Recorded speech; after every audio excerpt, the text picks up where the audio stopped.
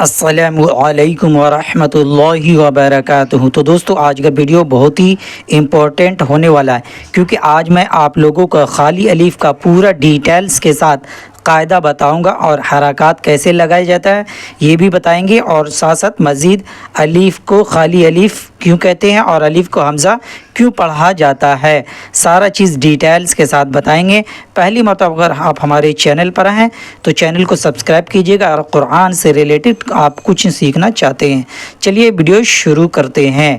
اعوذ باللہ من الشیطان الرجیم، بسم اللہ الرحمن الرحیم۔ تو دوستو سب سے پہلے میں آپ کو الف کے بارے میں بتا دوں، خالی الف پر حرکات کس طریقے سے لگایا جاتا ہے یہ بھی ہم آپ کو اچھے طریقے سے سمجھائیں گے۔ تو دوستو یہاں پر دیکھ سکتے ہیں خالی الف ہے، دیکھیے خالی الف کے بعد اگر لام ہوتا ہے تو زبر لگتا ہے، ٹھیک ہے، اور اگر خالی الف کے بعد لام نہیں ہوتا ہے تو پھر تیسرے حرف کو دیکھنا پڑتا ہے، یہ قاعدہ رولز ہے۔ تو دوستو سب سے پہلے میں آپ کو لائن سے بتاتا چلوں کہ الف کو الف کیوں کہتے ہیں اور الف کو حمزہ کیوں کہا جاتا ہے۔ تو دیکھیے یہ خالی الف ہے، بالکل خالی ہے، جیسے یہاں پر دیکھیے اور یہاں پر دیکھیے اور یہاں پر دیکھیے اور یہاں پر بھی دیکھیے، اور کیا ہے یہاں پر بھی دیکھیے، تو الف بالکل خالی ہوتا ہے۔ اب جو ہی اس کے اوپر زبر لگ جائے، جیسے یہاں پر زبر دیکھیے، اسی طریقے سے یہاں پر دیکھیے الف کے اوپر پیش ہے، تو یہ پھر الف اور نہیں رہا، بلکہ اس کو کیا کرنا ہے، اس کو حمزہ زبر آ، حمزہ پیش او، اور یہاں پر بھی حمزہ زبر آ، تو پھر یہ خالی الف نہیں رہے گا بلکہ اس کو حمزہ پڑھنا پڑتا ہے۔ الف ہمیشہ خالی ہوتا ہے، زبر زیر پیش لگ جائے تو وہ حمزہ میں بدل جاتا ہے، اس لیے یہاں پر بھی دیکھیں واو زبر وا، اس کو الف سین جو نہیں پڑھیں گے بلکہ حمزہ شین جبر اش، را کاف زیر رک، و اشرک ہو، اس کو حمزہ پڑھنا پڑتا ہے۔ اب چلیے سب سے پہلے اب اس کے بعد میں آپ کو بتاتا چلوں کہ حرکات کس طریقے سے لگایا جاتا ہے۔ تو دوستو حرکات کس طریقے سے لگایا جاتا ہے، سب سے پہلے قاعدہ سن لیجئے، سمجھ لیجئے۔ یہ سورہ کا نام ہے سورہ البقرہ، اور آیت نمبر 156، یہ دیکھ لیجئے، ٹھیک ہے۔ یہاں سے دیکھیے یہاں پر خالی الف ہے، تو یہاں پر خالی الف میں کس طریقے سے ریڈ کریں گے، کس طریقے سے پڑھیں گے، یہ قاعدہ جاننا بے حد ضروری ہے۔ تو دیکھیے خالی الف جب بھی آپ کو نظر آئے تو سب سے پہلے اس کے بغل میں دیکھیے لام ہے،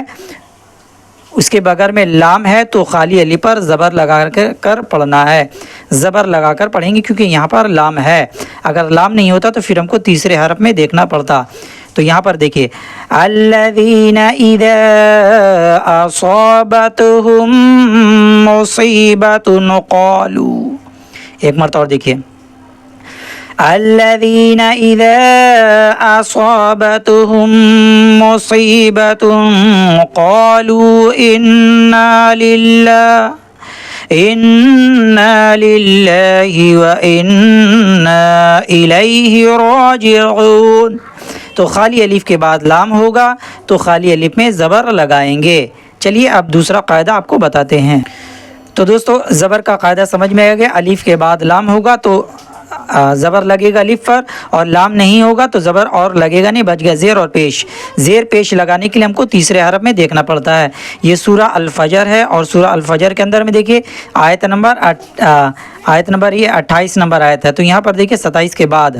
تو یہاں بھی خالی الف ہے لیکن یہاں پر لام نہیں ہے، تو یہاں پر کیا لگے گا، ہم کو تیسرے حرف میں دیکھنا ہے۔ یہ الف 1 اور را 2، یہ الف اس لیے بولے کیونکہ خالی ہے، ٹھیک ہے، را 2 اور جیم 3، تو جیم کے نیچے زیر ہے تو خالی الف میں کیا لگانا ہے، زیر لگا دینا ہے۔ تو اس کو اس طریقے سے پڑھنا، دیکھیے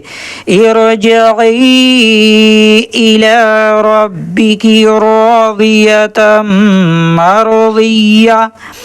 فادخلی فی عبادی وادخلی جنتی۔ تو اس طریقے سے یہاں ریڈ کرنا۔ تو ایک مرتبہ اور سمجھ لیے، ہم کو زیر اور پیش لگانے کے لیے، ٹھیک ہے، زبر کا قاعدہ لام کے ساتھ ہے، اگر لام نہیں ہے تو زبر اور کسی حال میں لگے گا نہیں، ٹھیک سمجھ لیجئے۔ زیر اور پیش لگانے کے لیے ہم کو تیسرے حرف میں دیکھنا ہے، یہاں پر زیر کا آپشن آ رہا ہے تیسرے میں تو زیر لگانا ہے۔ ایک مرتبہ اور پڑھ کے بتاتا ہوں، ارجعی الی ربک راضیۃ مرضیہ، اس طریقے سے۔ اب چلیے دوسرے سورہ میں بتا، تو دوستو اسی طریقے سے سورہ یاسین اور آیت نمبر 21،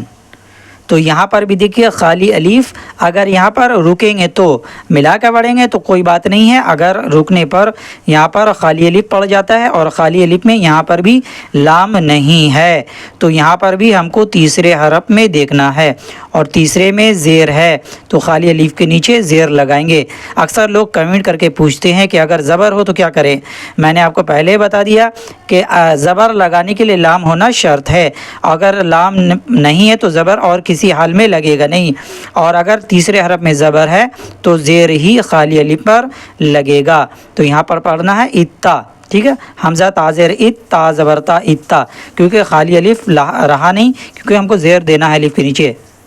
دیکھیں اتبعوا من لا يسألكم اجرا وهم، اس طریقے سے یہاں پر ریڈ کرنا ہے، ایک مرتبہ اور دیکھ لیے، اتبعوا من لا يسألكم اجرا وهم مهتدون، اس طریقے سے یہاں پر ریڈ کرنا ہے، اتبعوا من لا يسألكم، اس طریقے سے یہاں ریڈ کرنا ہے۔ اب چلیے پیش لگانے کے لیے ہم لوگ آگے بڑھتے ہیں۔ تو دوستو اسی طریقے سے 31 نمبر، یہاں دیکھیے 31 نمبر آیت ہے، سورہ کا نام ہے سورہ طٰہٰ، اور یہاں پر بھی دیکھیے اگر یہاں پر سانس توڑتے ہیں تو یہاں خالی الف پہ کیا کرنا، اگر ملا کے پڑھیں گے تو آخش آخش آخش اس طریقے سے مل جائے گا، ملا کے پڑھیں گے تو کوئی قاعدہ رولز نہیں آئے گا، لیکن سانس توڑ دیتے ہیں تو پھر یہاں پر خالی الف کو دیکھنا ہے، اگر لام ہے تو زبر اور نہیں ہے تو تیسرے حرف میں جو ہوگا وہ لگائیں گے، لیکن زبر ہوگا تو زیر ہی لگانا پڑتا ہے، لیکن پیش ہوگا تو پیش لگانا ہے، ٹھیک ہے، یہ قاعدہ ہے۔ تو یہاں پر دیکھیں تیسرے حرف میں پیش دکھ رہا ہے تو خالی الف پر ہم کو پیش لگانا ہے، اس طریقے سے دیکھیے، پھر یہ خالی الف جو الف نہیں رہے گا بلکہ پیش لگائیں گے تو حمزہ ہو جائے گا، حمزہ پیش اش، دال دال دال پیش دودھ، اش دودھ بھی ازری، اس طریقے سے ایک مرتبہ دیکھیں، اش دودھ بھی ازری وَأَشْرِكْهُ فِي أَمْرِي، اس طریقے سے پڑھنا ہے۔ ایک مرتبہ اور دیکھیے تیسرے حرف میں پیش ہے تو پیش لگائیں گے، اُشْدُدْ بِهِ أَزْرِي وَأَشْرِكْهُ فِي أَمْرِي۔ تو سمجھ میں آ گیا، خالی الف کا میں نے اس ویڈیو میں حرکات لگانے کا بھی بتایا ہے، اور خالی الف کو الف پڑھا جاتا ہے لیکن اس کو حمزہ کیوں پڑھا جاتا ہے، یہ قاعدہ میں نے آپ کو بتا دیا ہے ڈیٹیلز کے ساتھ۔ ویڈیو کو ریپیٹ کر کے اچھے طریقے سے مشق کر لیجیے گا، اور ہو سکے تو اس ویڈیو کو پلیز شیئر کرنا مت بھولیے گا۔ ملتے ہیں اگلے نیکسٹ ویڈیو میں، السلام علیکم ورحمۃ اللہ وبرکاتہ۔